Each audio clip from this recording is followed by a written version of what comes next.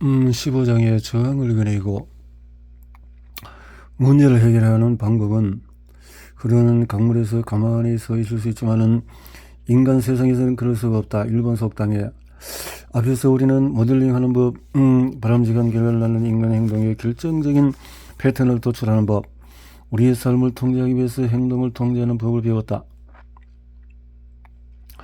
기본적인 생각은 행동을 선택할 때 반드시 시행착오를 겪을 필요는 없다는 것이다. 뇌를 가장 효과적으로 상작동시키는 방법을 안다면 우리가 뇌의 진정한 주인이 될 수가 있다. 우리는 다른 사람을 대할 때 어느 정도는 시행착오를 겪는다. 자기 자신을 제어하는 것만으로 다른 사람의 행동을 신속하고 확실하게 효율적으로 통제할 수는 없다. 그러나 시행착오를 신속하게 해결하면 가능하다. 상대와 라포를 형성하고 그의 근본적인 사고방식을 이해하고 그에게 맞는 언어로 대할 때 비로소 가능하다. 이번 장에서는 저항을 이겨내고 문제를 해결하는 방법을 배움으로써 인간의 상호작용에서 나타나는 시행착오를 신속하게 처리하는 방법을 알아볼 것이다. 이 책 전반부의 주제는 모델링이다. 탁월한 모델링은 단기간에 원하는 성과를 이루는 데 매우 중요하다. 핵심 키워드는 바로 효율적인 의사소통가들의 공통점인 유연성이다. 유연성은 저절로 생기는 것이 아니라 대부분의 사람들이 생각 없이 반복적으로 같은 패턴을 따른다. 소수만이 어떤 것에 대해서 옳다는 확신이 있을 때 반복적으로 노력하면 원하는 결과를 얻을 수 있다고 생각한다. 여기에는 자아와 간성이 결합되어서 작용한다. 이전에 행한 일을 그대로 행하기는 아주 쉽다. 그러나 하기 쉬운 일은 잘못되는 경우가 많다. 이번 장에서는 방향을 전환하는 방법, 기존의 패턴을 깨고 의사소통의 방향을 바꾸는 방법, 혼란 속에서 이익을 얻는 방법을 배울 것이다. 신비주의 시인 윌리엄 블레이크는 자신의 생각을 절대로 바꾸지 않는 사람은 고인물과 같아서 마음속에서 파충류를 키우는 것과 같다고 말했다. 의사소통 패턴을 절대 바꾸지 않는 사람은 자신이 언제나 위험한 늪 속에 있다는 것을 깨닫게 될 것이다. 앞에서 우리는 어떤 시스템이든지 많은 옵션과 유연성을 갖춘 장치일수록 큰 효과를 발휘한다고 배웠다. 사람도 마찬가지다. 인생에서 성공의 열쇠는 문제를 해결하기 위해서 가능한 한 많은 길을 가보고 많은 문을 열어보는 등 다양한 접근 방식을 시도해보는 것이다. 하나의 프로그램만 실행하고 하나의 전략만 사용하는 것은 1단계야말로 자동차를 운전하는 것과 같다. 전에 한 지인이 호텔 직원의 체크아웃 시간이 지났는데 몇 시간 동안만 더 객실 있게 해달라고 부탁한 것을 본 적이 있다. 남편이 스키 사고로 다쳐서 교통편이 마련될까지 쉴 수 있게 해달라는 것이었다. 이럴 수 있네요. 하지만 호텔 직원은 불가능한 이유를 정중하게 집요하게 설명했다. 그녀는 차분하게 설명을 들은 다음에 더 설득력 있게 반론을 제시했다. 여성 특유의 매력적인 설득 방법에서 논리적이고 이성적인 방법에 이르기까지 모든 가능한 방법을 동원했다. 조금 더 그만하거나 외압을 가지 않고 원하는 결과를 초구했다. 마침내 호텔 직원은 그녀에게 씁쓸한 미소를 지으며 부인께서 이기셨습니다라고 말했습니다. 그녀는 원하는 것을 어떻게 얻었을까? 그녀에게는 끊임없이 새로운 행동과 전략을 시도할 정도의 유연성이 있었기 때문에 직원은 더 이상 거절할 수 없었다. 우리는 대부분 논쟁을 말로 싸우는 것과 비슷하다고 생각한다. 그래서 원하는 것을 얻을 때까지 계속해서 자신의 주장을 밀어붙인다. 훨씬 더 우아하고 효과적인 사례는 합기도와 태극권과 같은 동양 무엇을에도 찾을 수 있다. 이 무엇을들의 목표는 힘을 이겨내는 것이 아니라 조정하고 방향을 바꾸는 것이다. 힘을 힘으로 해결하는 것이 아니라 나를 향해서 오는 힘에 자신을 맞추고 새로운 방향으로 유도하는 것이다. 이것이 바로 내 지인이 한 일이며 의사소통의 달인이 사용하는 방법이다. 저항 같은 것은 없다. 잘못된 때에 잘못된 방향으로 가려는 유연성이 없는 의사소통가만 있을 뿐이다. 합기도 사본과 같은 뛰어난 의사소통가는 상대의 견해에 반대하지 않으며 자원이 풍부하고 유연한 사람들이다. 저항감이 생기는 것을 감지하고 나면 상대와의 합의점을 찾고 나서 자신을 그 합의점과 일치시킨 다음에 그가 원하는 방향으로 의사소통을 한다. 훌륭한 무사는 무용을 보이지 않는다. 훌륭한 전사는 성내지 않는다. 훌륭한 성자는 대적하지 않는다. 훌륭한 고용인은 스스로 나선다. 이를 일러 겨루지 않는 덕이라고 한다. 이를 일러 다른 사람을 운영하는 능력이라고 한다. 노자, 도덕경. 특정 단어와 표현이 반감을 주거나 문제를 이야기할 수 있다는 사실을 알아야 한다. 훌륭한 지도자나 의사소통가는 이 사실을 잘 알기 때문에 사용하는 그 말과 그 말이 미치는 영향에 세심한 주의를 기다린다. 벤저민 컬린은 자서전에서 상대에게 자신의 의견을 전달하면서도 상대와의 관계를 유지하기 위한 전략을 다음과 같이 설명했다. 나는 논쟁이 될 만한 이야기를 할 때는 겸손한 태도를 취하는 습관이 있어서 확실히 의심할 여지 없이 같은 단어나 결정적인 느낌의 표현은 절대로 사용하지 않는다. 차라리 어떤 것이 어떻게 될 것인지 생각한다거나 느낀다고 말한다. 이를테면 그것은 나에게 이렇게 보입니다. 또는 이러한 저러한 이유로 생각해서는 안 된다고 봅니다. 아니면은 그러게 될 것이라고 생각합니다. 또는 제가 착각하지 않은 이상 그것은 이럴 것입니다. 라는 표현을 한다. 이러한 습관은 다른 사람에게 내 생각을 때 내가 원하는 방향으로 사람들을 설득할 때 어떤 일을 홍보할 때 엄청난 도움이 되었다. 컬린은 부정적인 반응을 불러일으키는 표현을 삼가서 상대가 그의 제안에 반감을 갖지 않도록 설득하는 방법을 알고 있었다. 다른 단어도 있다. 우리가 자주 쓰는 세 글자인 그러나의 예를 들어보자. 무심코와 별 생각 없이 자주 생각하면 엄청나게 파괴적인 단어가 될 수 있다. 누구나 그것은 사실입니다. 그러나 라고 말하면 무슨 뜻일까? 그것이 사실이 아니거나 적절하지 않다는 말이다. 그러나라는 단어는 앞에 말한 모든 것을 부정한다. 예를 들어서 누군가가 당신의 의견에 동의합니다. 그러나 라고 말하면 상대의 기분이 어떨까? 그러나를 그리고 라는 단어로 간단히 바꾸면 어떨까요? 그것은 사실이에요. 그리고 여기에 또 다른 사실이 있어요. 또는 흥미로운 생각이군요. 그리고 그것을 또 다른 방법으로 생각할 수 있어요. 두 가지 경우에 모두 동의하면서 시작한다. 저항감을 유발하지 않고 다른 방향을 제시하는 것이다. 반대하는 사람은 없다. 오로지 유연성 없는 의사소통가만 있을 뿐이다. 자동적으로 저항감을 유발하는 단어와 문구가 있는 것처럼 사람들을 참여시키고 열린 상태로 유지하는 의사소통 방법도 있다. 예를 들어 어떤 식으로든 정직성을 훼손하지 않고 상대의 의견에 반대하지 않으면서도 어떤 문제에 대해서 느낀 것을 정확하게 표현할 수 있는 의사소통 도구가 있다면 어떨까? 아주 강력한 도구가 될 것이다. 그 도구는 바로 동의 기법이다. 여기 사용하는 표현은 대화하는 상대를 존중하고 그와 관계를 유지하며 진실하다고 느끼는 것을 상대와 공유하지만 상대의 의견에 절대 반대하지 않는다. 반감이 없으면 갈등도 없다. 다음의 세 가지 표현은 어떤 방식의 의사소통에서도 사용이 가능하다. 감사합니다. 그리고 존중합니다. 그리고 동의합니다. 그리고 위의 세 문장은 의미가 각각 다르다. 하지만 이나 그러나와 같은 말로 상대를 무시하거나 폄하하기보다는 그의 세계에 들어가서 상대의 의사를 인정하고 라포를 형성하는 말이다. 두 사람을 결속하는 틀을 만들어준다. 그리고 저항을 불러일으키지 않고 새로운 방향으로 갈 수 있는 문을 열어준다. 한 가지 예를 들어본다. 누군가 어떤 일에 대해서 당신은 완전히 틀렸어요 라고 당신에게 말했다고 치자. 그때 또 아니요 나는 들리지 않았어요 라고 말한다면 라포를 형성할 수 있겠는가? 당연히 아니다. 반발을 불러일으키고 갈등만 이야기할 것이다. 그 대신에 저는 이 문제에 대해서 당신의 생각을 전적으로 존중합니다. 그리고 만약에 당신이 제 입장에서 하는 말을 듣는다면 아마 다르다고 느낄 것입니다. 라고 말해봐라. 상대의 생각에 동의할 필요는 없다. 언제든지 어떤 것에 대해서 누군가의 느낌에 대해서 감사하고 존중하고 동의할 수 있다. 우리가 상대와 같은 생리 체계에 있거나 같은 인식을 한다면 같은 생각을 할 수 있기 때문에 상대의 감정을 이해할 수가 있다. 상대의 의도를 알 수도 있다. 예를 들어서 어떤 문제에 반대의 입장에 있는 두 사람은 서로의 관점을 인정하지 않기 때문에 상대의 말을 듣지 않는 경우가 많다. 그러나 동의 기법을 사용하면 상대의 말을 주의 깊게 듣게 되어 결과적으로 다른 사람을 인정하는 새로운 방법을 발견할 수 있다. 이번에는 누군가와 핵 문제에 대해서 토론하고 있다고 가정하자. 상대는 핵무기 증강을 지지하지만 나는 핵 동결을 지지한다. 두 사람은 서로 경쟁자라고 볼 수 있지만 가족과 자신을 위한 더 많은 안정과 평화로운 세상을 추구하는 공동된 생각을 가질 수가 있다. 만약에 상대가 이 핵 문제를 해결하는 유일한 방법은 러시아를 핵무기로 공격하는 것입니다 라고 말한다면 그와 말다툼 하지 말고 그의 세계에 들어가서 우리의 의들을 보호하려는 당신의 의지와 혈망에 정말 감사합니다. 그리고 러시아의 핵폭탄 공격을 하는 것보다 더 효과적인 방법이 있을 것이라고 생각합니다. 라고 말할 수 있다. 이런 식으로 소통하면 상대는 존중받는다고 느낄 것이다. 자신의 생각이 인정을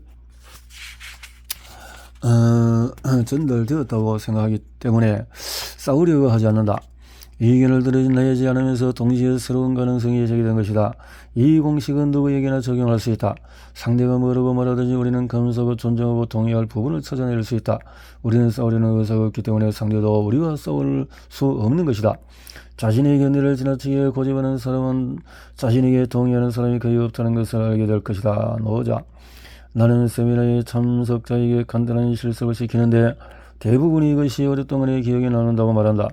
일단 두 사람에게 어떤 주제를 주고 서로 반대 입장을 취하게 한다. 그리고 절대로 그러나라는 단어를 사용하지 않고 상대의 견해를 평하지 않으면서 토론을 하도록 한다. 말로 하기는 합기도와 비슷하다. 사람들은 이 토론을 자유로운 경험이라고 느낀다. 그들은 다른 사람의 관점을 파악하는 것이 아니라 이해하기 때문에 더 많은 것을 배울 수 있다. 그들은 호전적인 자세를 취하거나 화를 내지 않고도 논쟁할 수 있었다. 새로운 특이점을 찾고 합의점에 도달할 수 있었다. 주변 사람과도 똑같이 시도해봐라. 서로 반대 입장을 취할 수 있는 주제를 선택하고 위에서 설명한 대로 논쟁을 벌인다. 공동점을 찾고 원하는 방향으로 이끌어가는 일종의 게임이다. 자신의 신념을 버리라는 의미가 아니다. 여러분이 지식만 있고 의지가 없는 사람이 되는 것을 원치 않는다. 격렬하게 밀어붙이는 것보다도 부드럽게 주도적으로 방향을 바꾸면 훨씬 효과적으로 원하는 결과를 얻을 수 있다는 사실을 알게 될 것이다. 그리고 열린 자세를 취함으로써 더 풍부하고 균형 잡힌 관점을 개발할 수가 있다. 우리는 흔히 토론을 승패의 게임이라고 생각한다. 나는 옳고 상대는 틀렸다고 생각한다. 한쪽은 진실을 독점하고 다른 쪽은 완전히 어둠 속에 갇힌다. 나는 몇 번이고 동의 기법을 찾음으로써 원하는 곳에 훨씬 더 빨리 도달한다. 시도해 볼 만한 가치가 있는 또 다른 실습이 있는데 자신이 믿지 않는 것에 대해서 논쟁할 것이다. 그렇게 하다 보면 새로운 관점을 제시하게 되어서 스스로 놀라게 될 것이다. 최고의 방법은가 최고의 의사소통가는 상대를 원하지 않는 일을 하도록 설득하는 것이 얼마나 어려운지를 알고 있다. 반면에 상대가 하고 싶은 일을 하게 하기는 아주 쉽다. 이들은 동의기법을 사용해서 갈등을 겪지 않고 자연스럽게 상대가 하고 싶은 마음이 들게 한다. 효과적인 의사소통의 핵심은 상대가 내가 원하는 것을 하게 하는 것이 아니라 그가 원하는 것을 하도록 만드는 것이다. 저항을 극복하기는 매우 어렵다. 동의와 라포 형성을 통해서 파괴하는 것이 피하는 것이 훨씬 쉽다. 이것이 저항을 도움으로 바꾸는 한 가지 방법이다. 문제를 해결하는 한 가지 방법은 문제를 재정의하는 것이다. 동의하지 않는 것이 아니라 동의할 수 있는 방법을 찾는 것이다. 또 다른 방법은 상대의 패턴을 깨는 것이다. 정신적으로 더러운 개선물을 재활용하는 것에서 꼼짝 못하는 상태에 있는 것과 같은 경험을 해봤을 것이다. 이는 마치 긁힌 홈에 꽂힌 레코드처럼 같은 후렴구를 반복하는 것이다. 이를 해결하는 방법은 턴테이블의 바늘을 살짝 들어서 다른 쪽으로 옮겨 놓는 것이다. 막혀있는 내적 상태에서 벗어나게 하는 것도 마찬가지다. 지겹고 오래된 후렴구를 반복하지 말고 새로이 시작해야 한다. 캘리포니아에 있는 집에서 심리치료 과정을 진행할 때 생긴 일을 생각하면 항상 기분이 좋다. 우리 집은 바다가 내려다 보이는 아름다운 곳에 있고 주변 환경 덕분에 방문하는 사람들은 내적으로 긍정적인 상태가 된다.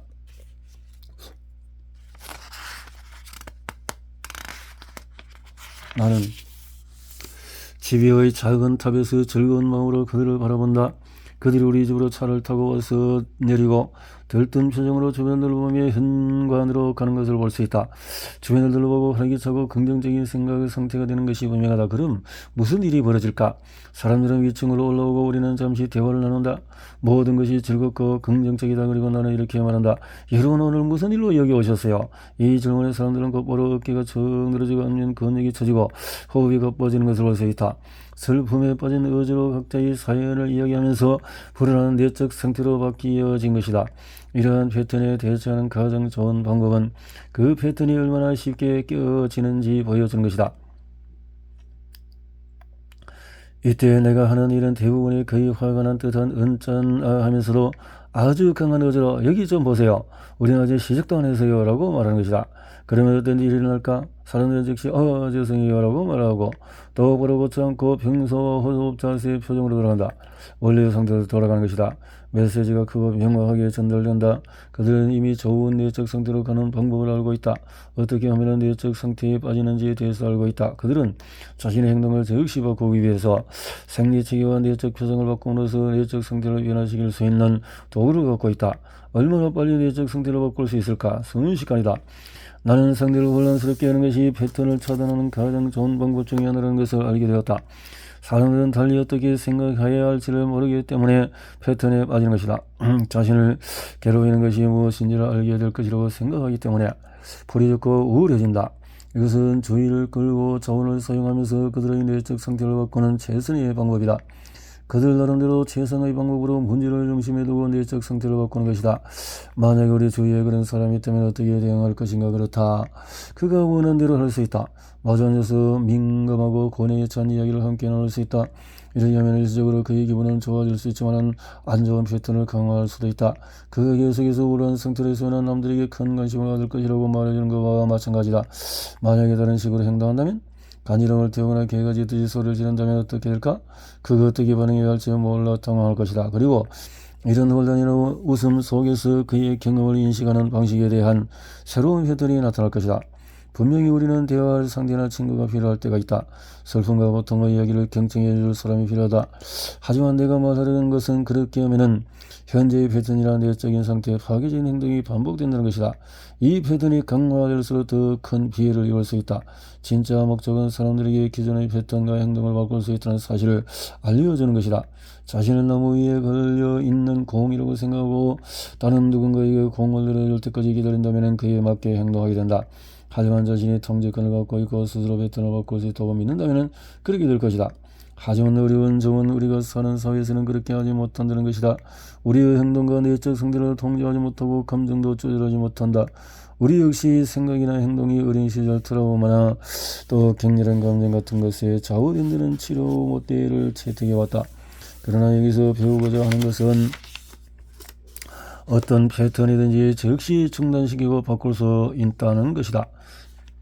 리처드 벤들러와 존 그라인더가 개인 심리치료를 할 때에 그들은 패턴 증오의 대가로 알려져 있었다. 중단의 대가로 패턴 중단. 벤들러는 정신병원을 방문해서 자신이 예수 그리스도라고 주장하는 사람을 치료한 이야기를 들려주었다. 어느 날 남자를 만나서 당신이 예수님인가요? 라고 물었다. 그러자 그래 아들아 라고 남자가 대답했다.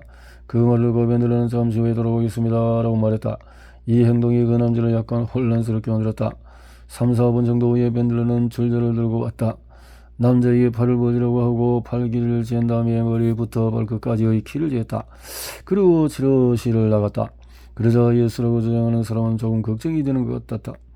시간이 좀 흐른 후에 벤들러는 망치 대못 긴 판자를 가지고 들어왔다. 그리고 십자가 모형을 만들기 시작했다. 그러자 남자가 물었다. 지금 뭐 하는 거 있느냐? 벤들러는 십자가 틀에 마지막 못을 박으면서 남자에게 다시 물었다. 당신이 예수입니까? 그러자 이번에도 그 사람은 그렇다 내 아들아 라고 말했다. 벤들러는 그러면 내가 여기 와 있는지 알겠거냐? 라고 말했다. 그러자 남자는 갑자기 자신 누군지를 떠올렸다. 자신이 오랫동안 가지고 있던 패턴이 자신에게 좋지 않다고 생각하게 되었다. 나는 예수가 아닙니다. 예수가 아니라고요? 남자가 외치기 시작했다. 소동은 그렇게 마무리되었다. 더 바람직한 패턴 중단의 사례는 몇 년 전에 시작된 근년 캠페인이다. 나는 사랑하는 사람이 담배에 손을 낼 때마다 대신 그 은혜에게 키스를 하려고 제안했다. 우선 이것은 담배에 손을 뻗는 자동 패턴을 방해한다. 동시에 오래된 경험에서 배운 패턴의 의문을 들게 하여 새로운 경험을 만들어낸다. 패턴 중단은 직장에서 유용하다. 한 관리자가 공장 직원들의 업무 방식을 개선하기 위해서 이 방법을 사용했다. 공장에 처음 부임했을 때 직원들은 각자의 방식대로 제품을 만들고 있었다. 하지만 생산 나이를 점검한 그는 기존의 방식을 따르는 대신에 제조 방식을 변경하여서 누구나 같은 방식으로 제조할 수 있는 공동 방식을 도입했다. 하지만 이 방식은 제대로 시행되지 않았다. 그러자 그는 작업 현장에 와서 공장에서 생산되는 모든 제품을 자신들이 직접 사용할 수 있도록 만들라고 분명히 말했다. 그리고 품질 검사를 하기 위해서 언제든지 올 수 있다고 말했다. 이 소식은 순식간에 퍼졌고 직원들은 개인 각자의 패턴을 중단하고 자신들이 하고 있는 작업 방식을 재점검했다. 라포 형성의 달인 그 관리자는 직원들의 자존심에 호소했기 때문에 반감을 사지 않고 직원들을 성공적으로 변화시킬 수가 있었다.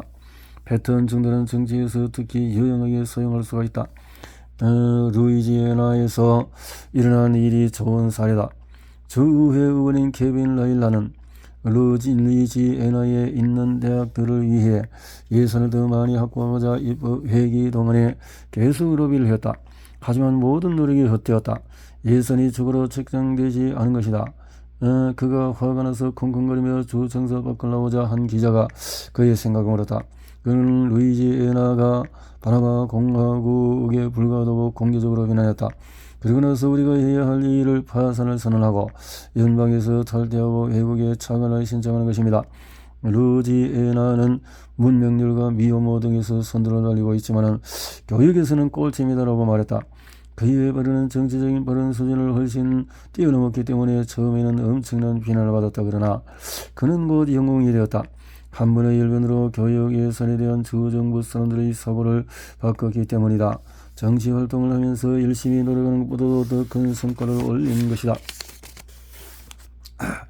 일상생활에서도 패턴 중단을 사용할 수가 있다. 누구나 인생에 대한 논쟁을 벌인 적이 있을 것이다. 논쟁을 하게 된 권리의 이유는 이미 한참 전에 잊어버리고 점점 더 많이 화를 내면서 상대를 이기려는 욕심으로 자신의 주장에 맞다고 열을 올린 기억이 있을 것이다. 이와 같은 논쟁은 인간관계를 파괴할 수 있는 강력한 원인이다. 논쟁이 끝나면 어떻게 이 상황까지 왔지 하고 후회할지도 모른다. 그러나 논쟁을 하는 동안에는 그런 생각을 전혀 하지 못한다. 최근에 논쟁을 벌였던 상황을 생각해보라. 어떤 패턴 중단을 사용했는가? 비상식적인 대우를 받아도 현명하게 대처하라. 노자 시계의 알람을 설정하듯이 미리 패턴 중단을 설정해서 통제불능이 되기 전에 논쟁을 중단하면 어떨까? 나는 유머가 패턴 중단을 위한 최고의 방법 중에 하나라는 것을 알았다. 웃고 있으면 화를 내기 어렵기 때문이다. 나와 아내 베키가 자주 사용하는 방법이 있다. 그럴 때는 정말 싫어라는 말을 기반으로 한 세터데이 나이트 라이브라는 코미디 프로그램을 활용한다. 아주 재미있는 프로그램이다. 배우들은 자신의 어떤 끔찍한 행동, 예를 들어서 사포로 입을 문지르고 나서 알코올을 붓거나 당근까지 도구로 코트를 깎고 콧구멍에 끈적끈적한 박하 성분기 침약 넣기와 같은 것에 대해서 이야기한다. 그리고 나서 그래 무슨 말인지 알아? 그럴 때는 난 정말 싫어라고 말한다. 그래서 베키와 나는 두 사람 중에서 누구든지 논쟁이 격해진다는 생각이 들면은 그럴 때는 정말 싫어라고 말하면은 상대는 거기서 멈추기로 약속했다.